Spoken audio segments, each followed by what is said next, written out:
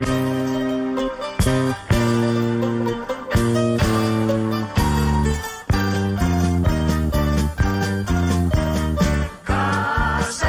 takdaan, dapit sa kahimayaan, maoy akong nakita, ang panagoy masanagon.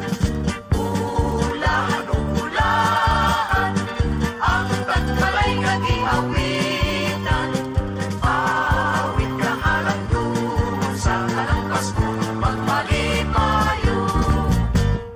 Kasadyaning takdaan, dapit sa kahimayaan, maoy akong nakita, ang panagoy masanagon.